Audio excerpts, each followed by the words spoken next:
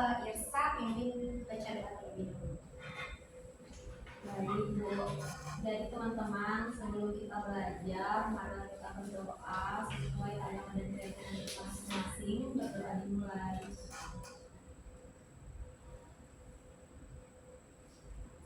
Selesai. Oke. Gimana kabarnya hari ini? Baik. Ibu absen deh. Di sini siapa yang nggak hadir? Hadir semua Bu. Ada Bu. Oke. Kalau hadir semua berarti sudah siap ya buat belajar. Siap Bu. Hari ini kita bakal belajar tentang teks narasi. Di sini ada yang udah tahu belum apa itu teks narasi? Belum tahu. Belum tahu. Oke. Hari ini kalian belum tahu ya apa itu teks narasi, tapi setelah belajar ini ibu harap kalian tahu apa itu teks narasi, bagian-bagian dari teks narasi. Selain itu kalian juga memahami dari isi cerita rakyat dan kalian dapat menyampaikan kembali isi dari cerita rakyat yang kalian dengar atau yang kalian baca nanti. Baik Bu. Oke, sebelum itu ibu mau kalian berdiri semua dulu deh supaya lebih semangat. Oke, jadi di sini ada lagu tentang teks narasi, kita bisa nyanyi bareng-bareng ya.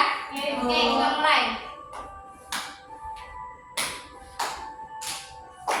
Ayo kita belajar bagian teks narasi. Awal orientasi, kedua komplikasi, ketiga resolusi. Hafalkan semuanya.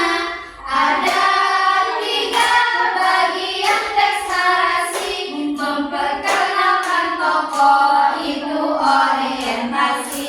Ceritakan masalah, itulah komplikasi. Selesaikan masalah, itulah resolusi. Ayo kita membuat teks narasi. Oke, udah ya? Udah tahu ya apa aja bagian-bagian dari teks narasi. Kalian duduk dulu. Oke. Jadi teks narasi adalah cerita yang menceritakan suatu kejadian atau peristiwa dari awal hingga akhir. Nah, teks ini biasanya berisi apa aja? Ada tokoh, tempat, waktu, dan apa yang terjadi. Contoh dari teks narasi ini ada dongeng, cerita rakyat, novel, dan cerpen. Oke, supaya pembelajaran lebih menarik, ibu mau kalian melihat cerita rakyat dari Kalimantan Timur. Jadi salah satu cerita rakyat yang ada di Kalimantan Timur adalah tentang Putri Petung. Oke.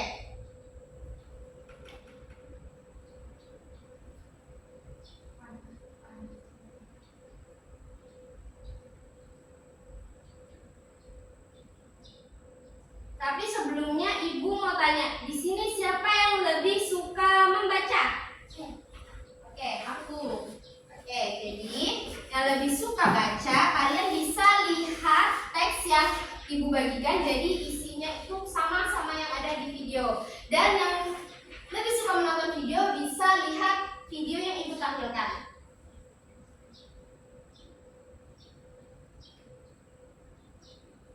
Pada suatu hari, menonton Kalimantan Timur, ada seorang kakek berak demi Nogoyong.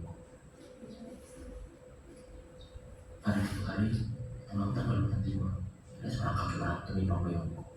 Ia dikenal dengan Nogoyong Kerbau Putih. Saat itu, kerajaan Pasar belum memiliki seorang pemimpin ataupun raja, sehingga sering terjadi keributan. Aku membantu pasar mencari raja, tapi Pakai Sandra setuju karena ia bukan sang putra raja. Ketiga orang pasar ini mendengarkan percakapan pokok dan langsung menyetujui saran dari dia. Dan warga pasar pun membuat sebuah kapal.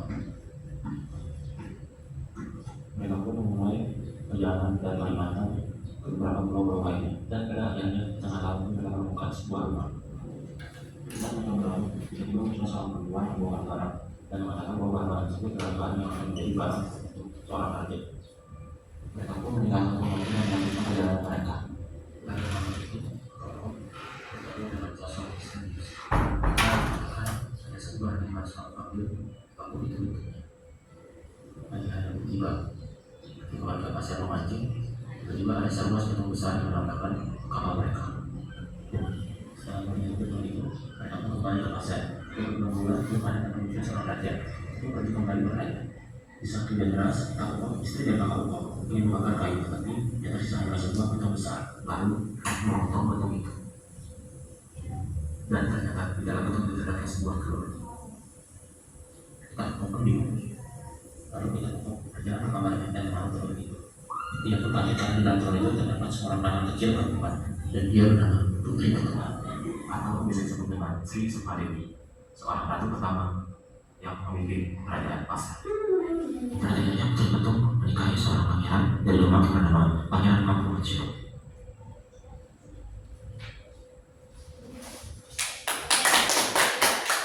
Nah, sebelum menjawab pertanyaan ibu, kalian bisa siapkan alat tulisnya terlebih dahulu. Sudah? Sudah. Oke, pertanyaannya, siapa tokoh utama dari cerita Putri Petung tadi? Saya Bu, Siapa?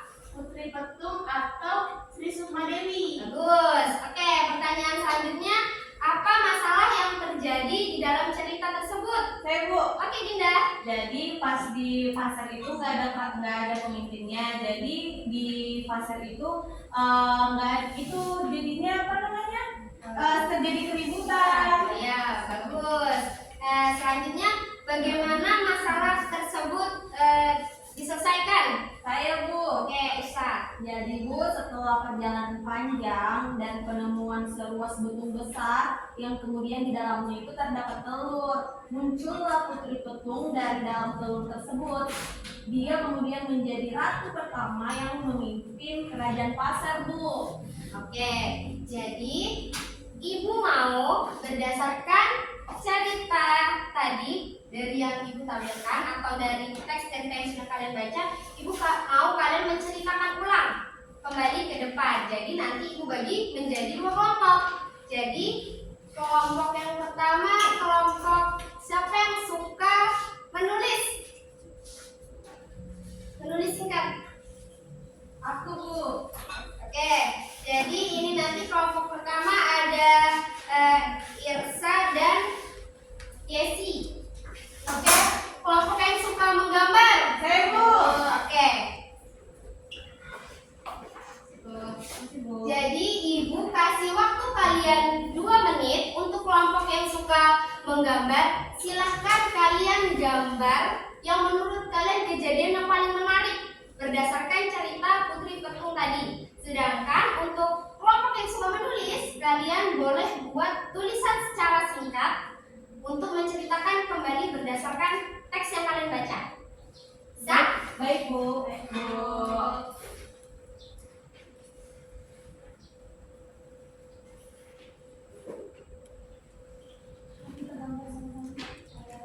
Ayo Dinda.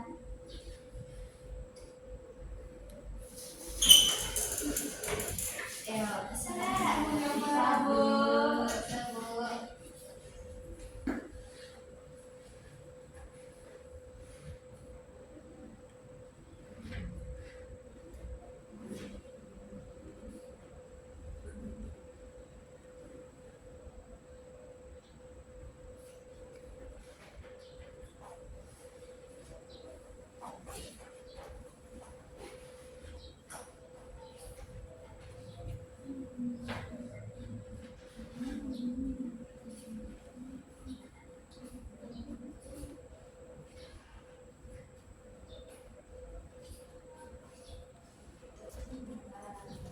Gambar saja. Sudah apa belum? Sudah, Sudah, Bu. Bu. Kamu sudah? Oke, untuk kelompok yang suka menulis, coba silakan maju presentasikan atau bacakan hasil dari yang telah kalian buat. Yang kalian tulis.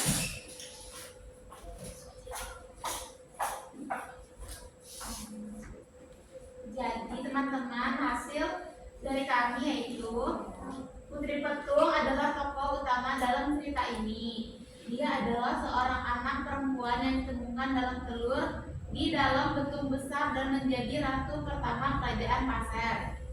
Terus masalah utama dalam cerita ini adalah kerajaan Pasir tidak memiliki raja, sehingga terjadi keributan. Masyarakat Pasir tidak menemukan keturunan raja yang tepat. Masalah tersebut diselesaikan ketika Putri Petung ditemukan di dalam telur yang ada di dalam betung besar. Putri Petung kemudian menjadi ratu pertama yang memimpin kerajaan dan membawa kedamaian. Itu jawaban kami, Bu. Oke, terima kasih kelompok 1. Silakan kelompok 2, kelompok yang suka menggambar. Kita bisa lihat nih hasil gambaran dari kelompok 2. Baik, ini adalah hasil gambaran dari kelompok kami. Jadi kami menggambar kapal, dimana kan tadi ceritanya itu kakak Ukop dan warga Pasir itu mencari raja yang tepat untuk daerah Pasir, tapi ternyata mereka menemukan petung yang dipotong dan akhirnya ada apa namanya putri petungnya, ada telurnya di situ. Seperti itu Ibu gambarnya. Wah, terima kasih kelompok 2, gambarnya bagus sekali. Oke, kita berikan dulu kelompok 2. Ya, dan kalian bisa duduk kembali. Terima kasih Bu. Oke, supaya kalian lebih fokus, Ibu mau kalian tepuk semangat dulu deh. Oke, 1, 2, 3, tepuk semangat. Semangat.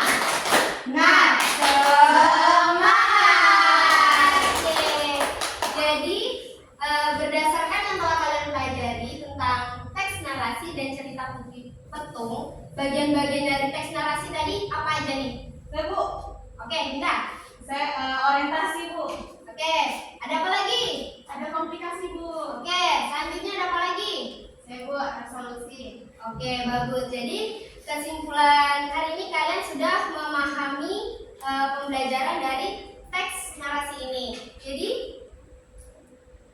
kalian berdasarkan pembelajaran hari ini kesimpulannya apa? Hai Bu. Oke, Asnya. Jadi kesimpulan pembelajaran hari ini yaitu saya belajar kalau orientasi itu bagian awal cerita yang ceritanya itu tentang tokoh dan tempatnya. Terus komplikasi itu masalahnya Bu, dan resolusi itu bagaimana kita menyelesaikan